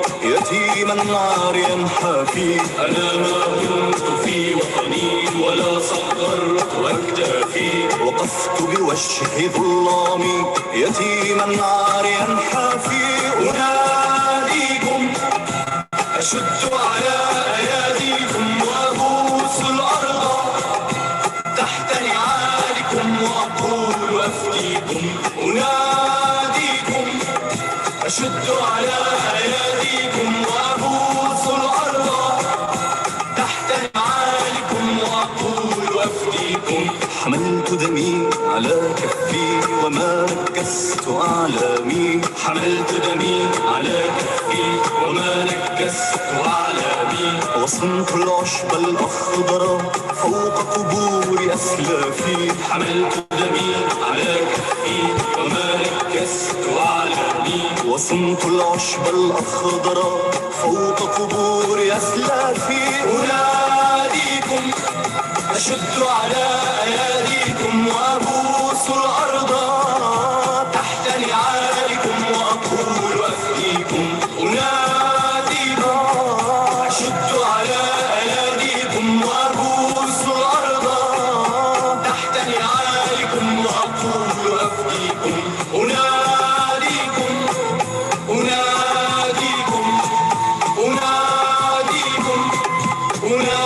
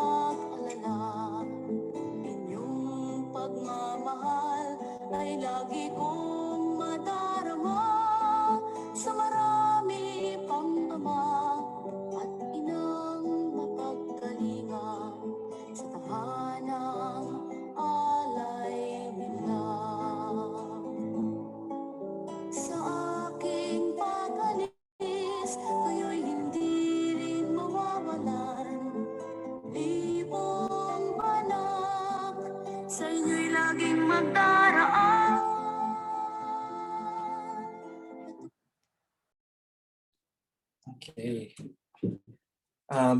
Hope you were able to make good use of that short break. Thanks for playing those songs while we did that. Coming back now and entering our last portion, or close to the last portion of this session, where we will invite some crosstalk amongst the speakers regarding what they've shared with us today, and then also working in some of the questions that people have added into the chat. So I'll pass this off to James. Thanks, Mello. Yeah, so I got the questions pulled up here. The first one that we have is for Jessica and Dim, who spoke about Myanmar earlier. So you had mentioned that Israel is the primary funder of the Myanmar military. Do you happen to have a percentage of the military funding that Israel provides? And is there any way to trace US aid to Israel into Myanmar? Yeah, so if y'all could speak on that. Yeah, we can answer that. Thank you for the question. There is basically no transparent way to track it, and that's intentional.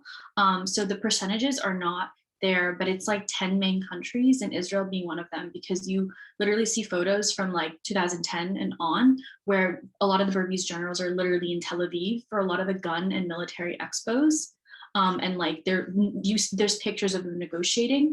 So there's like a list of countries, including like Belarus, Israel, India, that that are funding the military, but there isn't a transparent way to track it, and that's very intentional.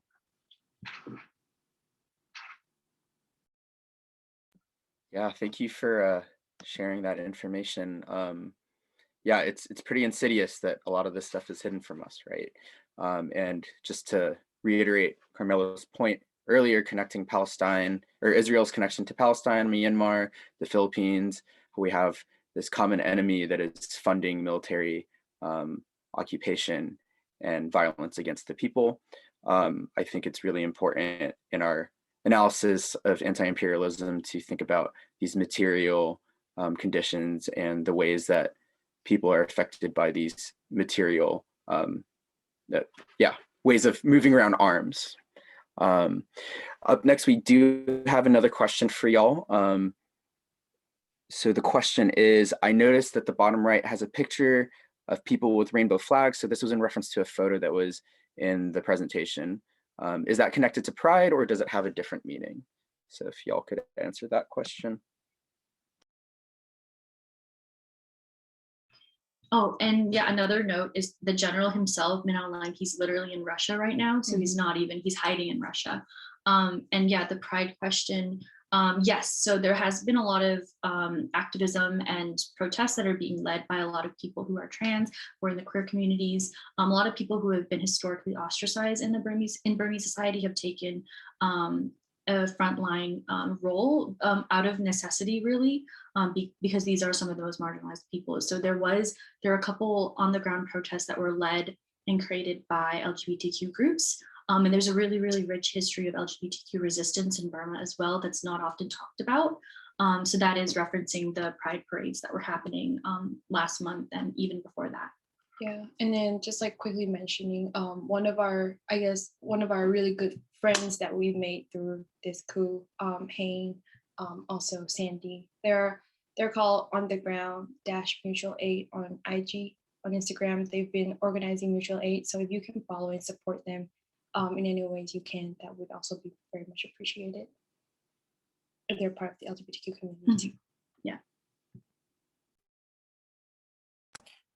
Yeah, and kind of also touching again on kind of the relations between Israel and, you know, a lot of us, or all of us here in our liberation movements.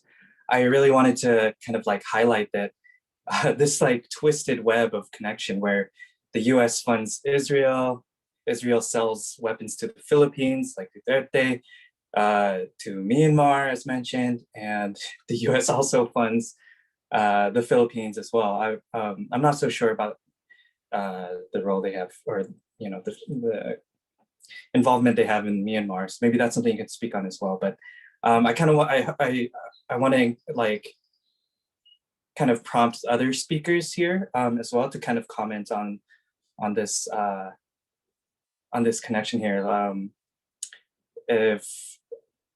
Well, I guess I don't. That's kind of that's not really a question, but I guess what are other ways that you all like see all of these actors kind of playing a shared role in our liberation struggles or as enemies?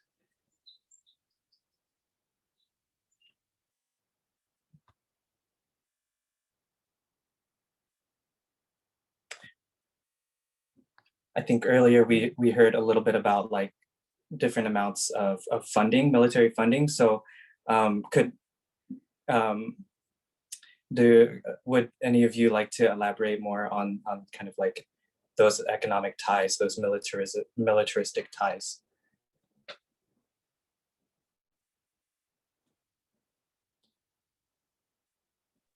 I can kind of touch on, I know there was a question about BDS. Can I touch on that because it still has to do with like economic sanctions?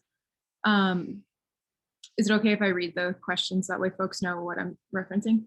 Okay, the question is, can Rena speak on how the BDS movement thinks about how to implement sanctions on Israel? So often the punishment and economic suffering caused by sanctions fall on the people, which include Palestinians.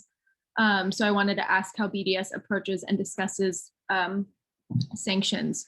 So when we're thinking and talking about the economic sanctions of Israel, we're actually asking to put pressure on Israel to comply with international law and to persuade private companies to end their participation in Israel's crimes.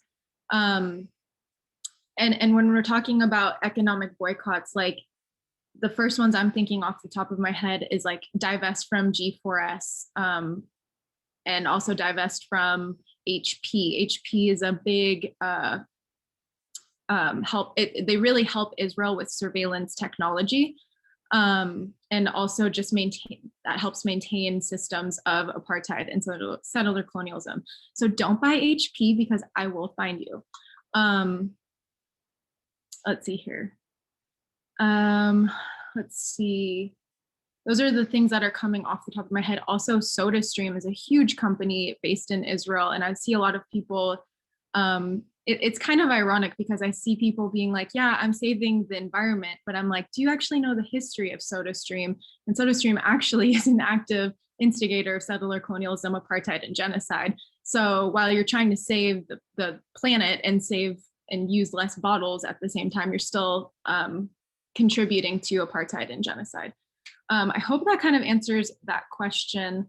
And there's so much information on bdsmovement.net that has information on how economic boycotts aren't specifically targeting Palestinians, rather targeting mass corporations that do business with Israel.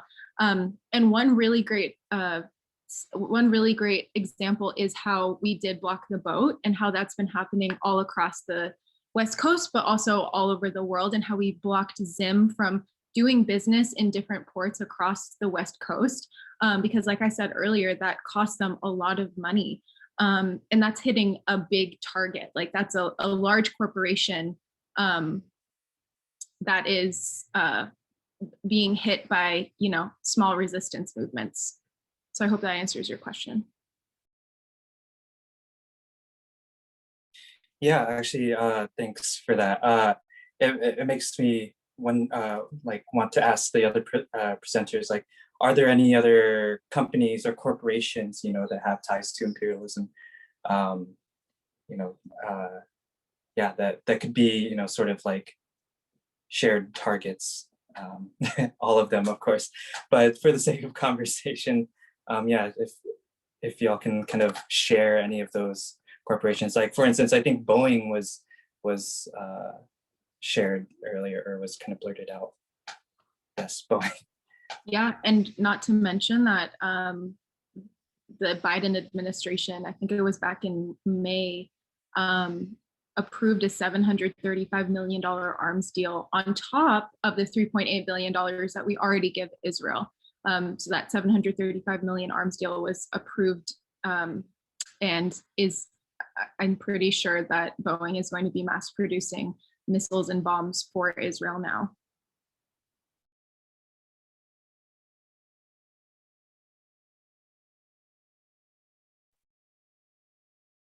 Yeah, I see that Noel, who is also an activist with the National Democratic Movement of the Philippines, dropping some names of some other corporations that pull some similar stuff in the Philippines.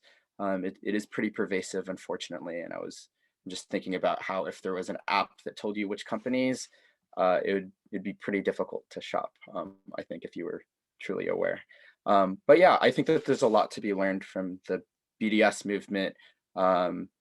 It's been such a rallying call for folks that are trying to support Palestine since the 90s that I've always wondered if there was a similar way to take this kind of economic approach to our other liberation struggles. Yeah, so a lot to think about. But some more questions in the chat. Want to change gears a little bit. One of these questions is, how does your movement, this is to whoever wants to answer, how does your movement view the role of activists and the population from your country who have had to live in diaspora and leave their homelands? So you can think about it also as how much communication and inter-organizing goes on between the organizations in the country and organizations that are part of the diaspora, like folks in Seattle. If anyone wants to talk about that.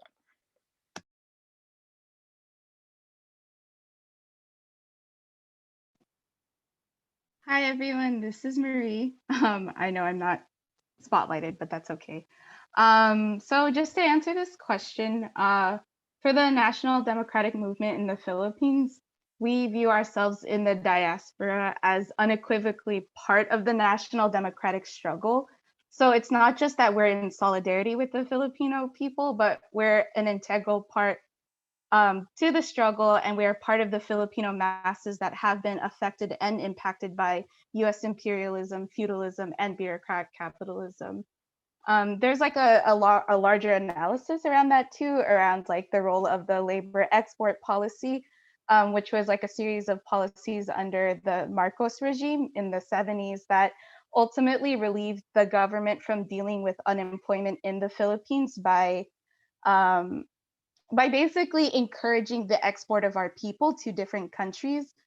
And so that kind of also maintains like that continued separation of families. And then for us, our analysis is very specifically that the roots of forced migration are in the three root problems, and where like that maintenance of the semi-colonial and semi-feudal character of the Philippines leads our families to have like very little choice but to leave the Philippines.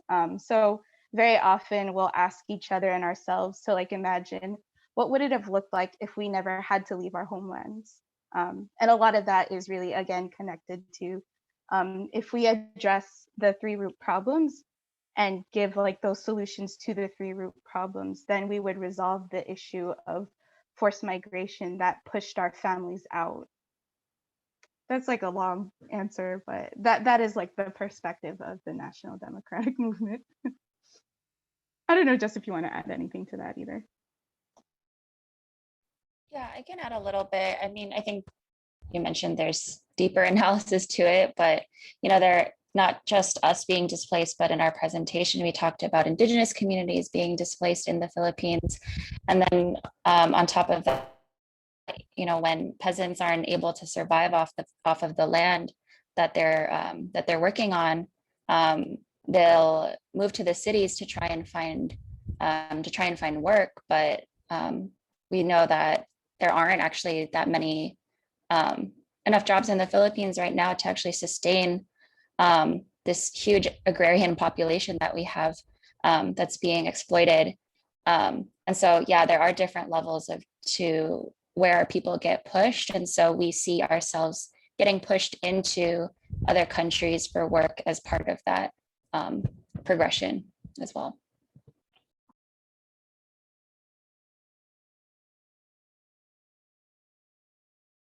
Yeah.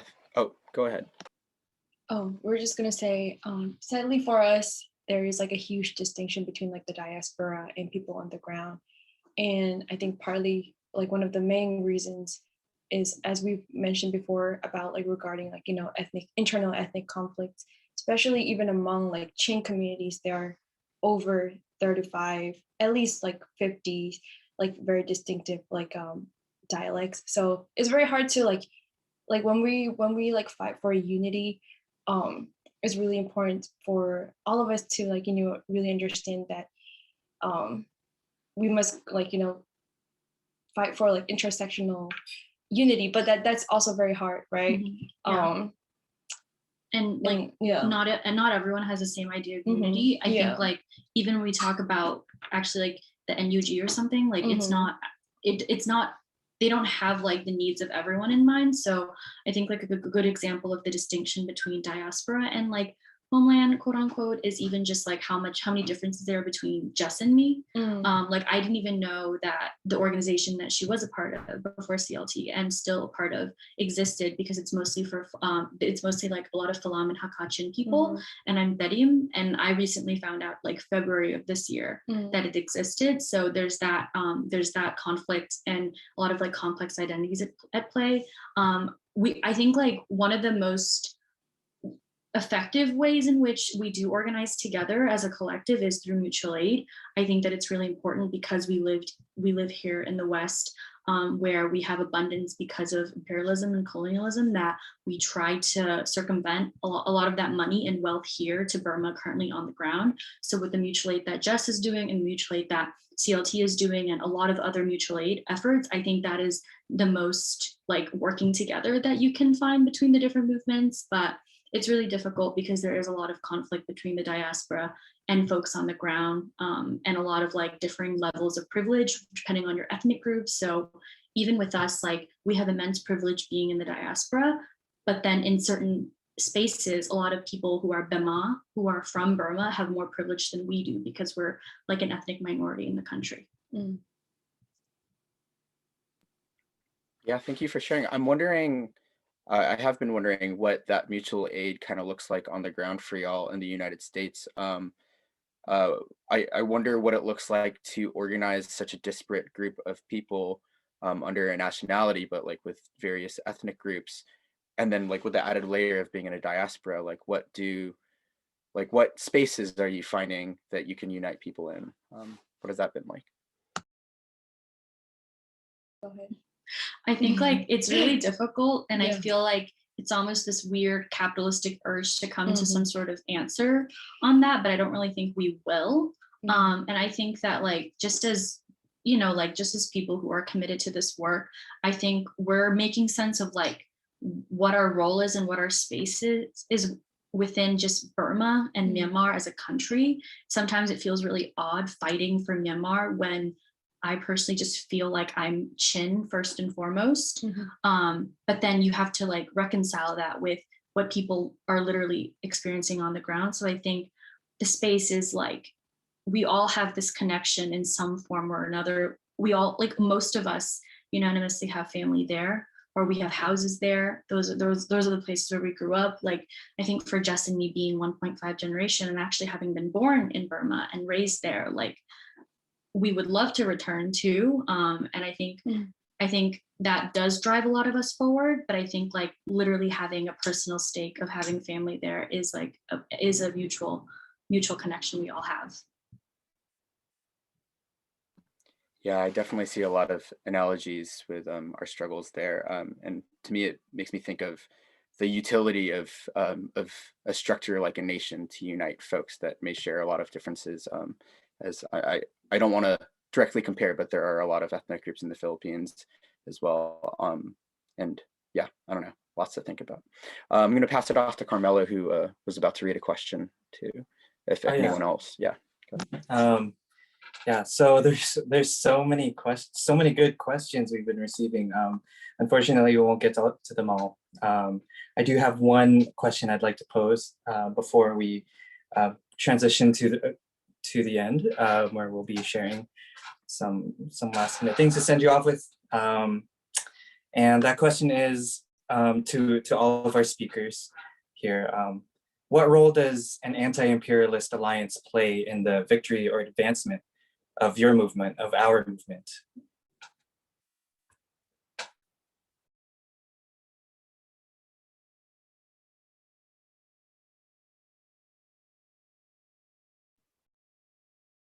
Is the question written somewhere? Oh yeah, can our Liming, do you mind? Oh, okay, let's see. I just dropped it. Okay, thanks. I can kick this one off. Yeah, I think just talking about where all of this money goes and how it's fed into the reactionary enemies in our homelands. Being anti-imperialist is really is the only way forward, because we're facing such organized forces from capitalists and imperialists that we also have to be organized and work together. I think, you know, I always think like being optimistic, you know, like trying to envision like when we do win the revolution, knowing that that'll be, you know, that's what we want, but also trying to imagine like what's the reaction going to be from all of these imperial powers if one of us were to win our revolution, right? They're gonna come back swinging, right? And so we have to be arm in arm together as with international solidarity, so that when one of us wins, it'll be like dominoes for the rest of us. Can I also just say that when we're in coalition with one another, that it's just such, you know, it agitates you, it inspires you, and also just like revives you, because when you're not in coalition with one another, it can be really depleting. But when you have like-minded people that really care about the liberation, not just for your own struggle, but for all struggles, kind of like what Jess was saying, that it is the most energizing, and honestly, I'm getting goosebumps talking about it right now, because it is truly heartwarming, and it just shows the true nature of abolition and what abolition can do to truly uplift the people's struggle.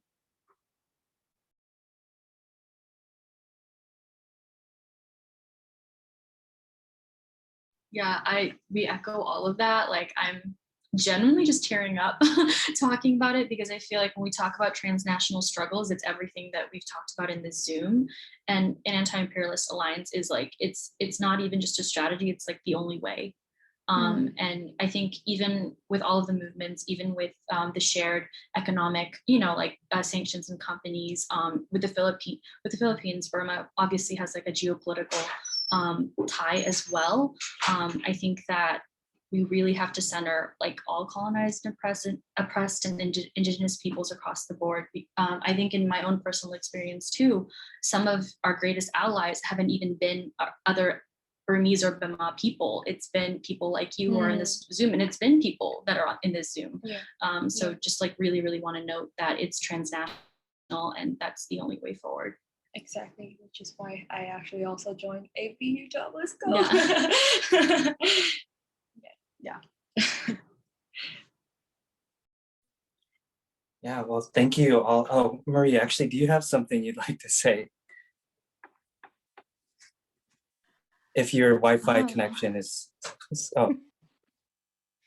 I don't think I have anything to add, because the folks who spoke before me just spoke so eloquently about the call and the need and the continued drive for international solidarity amongst all of our struggles.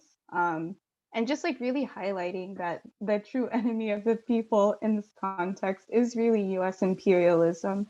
Like we've talked time and time again of how the role of US funding these different reactionary militaries has like proactively enabled these different movements to like be under attack continuously. And we also know that there's strength in numbers, and our people, like in numbers and quantitatively are far larger and far greater than these reactionary regimes that are trying to dispel our movements and trying to break us. But I think I'm just having like so much appreciation from listening to everyone, because I think like it is really like helping us like continue to link our ties much stronger with one another as we continue to see so many of these different parallels existing, and as we continue to see those different unities that we have against who our true common enemies are. So thank you all. Yeah, well, I'm glad I put you on the spot, because it sounded like you had plenty to add, and I'm glad you did. Okay, so sadly, we'll have to start closing out here, in respect of people's time. Yeah, we're gonna close out the discussion questions, and yeah, we hope this was enriching and something that you can, take back to your own communities or your already existing organizations. And yeah, honestly, the answer to this question, I think, is a perpetual process, right? As we all figure out how to move forward in unprecedented times. So yeah, so to close out, we're just gonna do some sharings. Stated before, this is the first session, the kickoff of this 3-part series. We have part 2 coming up on July 27th, and then part 3 on August 22nd, both of which will feature different speakers than those today, fighting for similar, similar demands. And yeah, so come through to those. Keep an eye out for those. And yeah, we'll go on to the next slide. James, would you like to share this one? Sure, yeah. So real quick, want to respect everyone's time. Upcoming events, these are both being held by Anakbayan Seattle Central. I am actually facilitating the first one and then part of the second one. First one is a movie screening for Revolution Selfie, which was a film that I think deeply radicalized me. It's an inside peek on the everyday lives of a lot of these soldiers that are fighting the guerrilla war in the Philippines, the vanguard of the revolutionary struggle. So be sure to check that out. And secondly, we have a discussion of Philippine society and revolution over a few days. So this is kind of the meat and potatoes of the Philippine Revolution history and analysis. So if you want to learn more about that and how it might relate to other struggles, definitely check that out. Yeah. And if anyone else wants to talk about events that they have coming up for their orgs, I want to encourage you to do so. Also want to encourage folks, there may be folks here that are already involved with organizations that might be interested in joining ILPS. We want to sustain our strength in numbers, so please reach out if that's something that's appealing to you. And if you are not in an organization, one of the best ways to sustain your political energy is to join one. So please reach out if you can't think of one to join or you're kind of curious. I'm sure that many of the folks on this call will have recommendations for you. But yeah, if anyone has any events that they want to prop right now, please do so. Yeah, a quick shout out. Parasol is talking with some migrant workers in Hong Kong.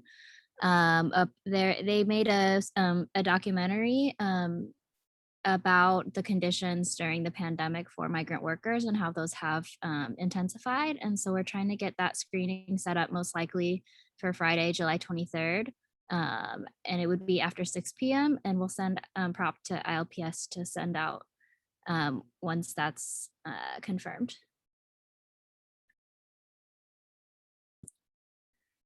Hi all, this is Abby from And the Deadly Exchange, and I also wanted to let everyone know Rena gave some information about the Deadly Exchange, and so y'all are familiar, and I wanted to let you know that we're having a meeting this Thursday with community members, anyone who wants to be involved with the campaign. Thank you, Rena, for sharing the link in the chat. And yeah, we would love to have any folks come through who want to learn about how they can take some tangible steps to support that in the next several weeks as the legislation is introduced. And thank you so much for everyone and sharing about your struggles tonight.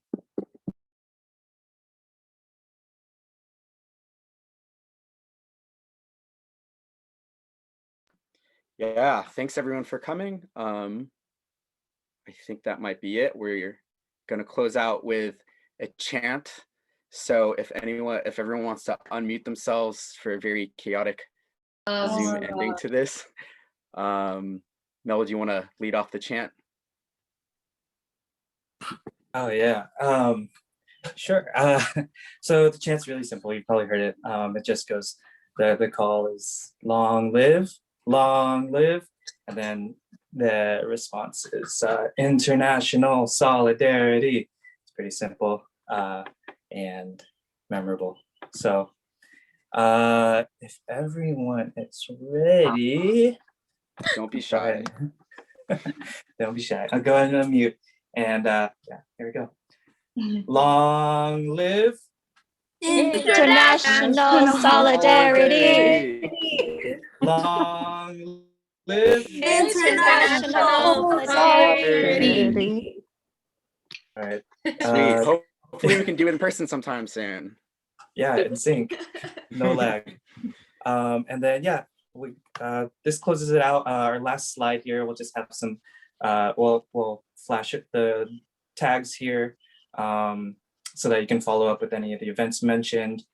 Yeah. Thanks for coming, everyone. Thank you, everyone. See you at the next one. Thanks, y'all. Maraming salamat. Bye. Bye. Thank you. Thank you.